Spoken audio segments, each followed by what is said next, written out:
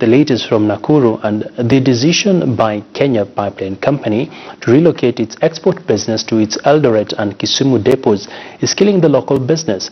A spot check by KTN can reveal that the Nakuru depot, that deals mainly with export, is almost deserted.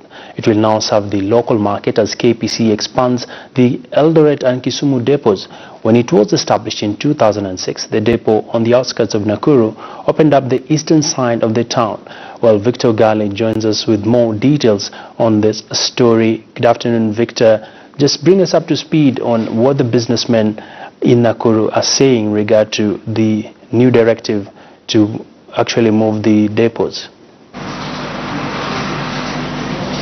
Well, Agina, this is something that has been going on for a while now, and it has reached a point where the business community felt the pinch of the issue of the standardization of the fuel prices. Remember, the Nakuru depot had its prices far much cheaper at 41 shillings compared to Kisumu and Eldoret, where it was at 56 and 59 respectively.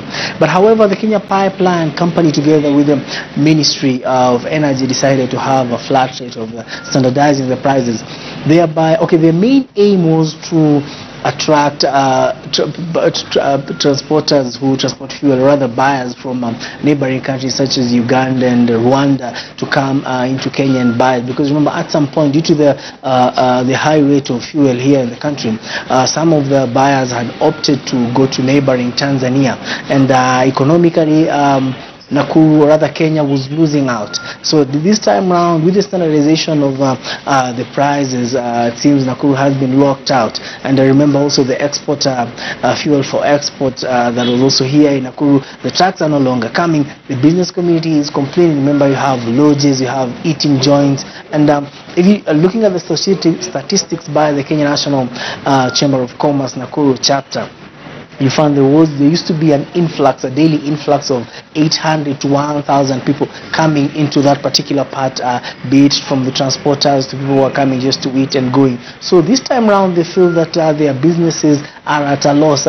People who have lodges, I spoke to a lady by the name of Jane Wamboy, and she was telling us that her hotel business may soon close down because she has a hotel and nothing else is happening. Another issue, Abby, before you let me go, is the issue of fuel siphoning or adulteration of fuel that was rampant along the Nakuru-Kisumu highway, and that is those are some of the issues that perhaps made the fuel regulator to come in and put those measures. Abby?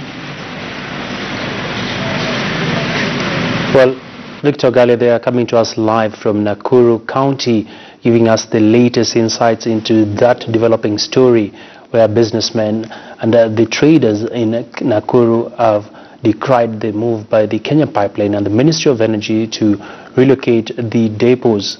And this has continued to cause ripples across the landscape in that part of the county. Of course, we'll continue to monitor how that story develops in our subsequent bulletins.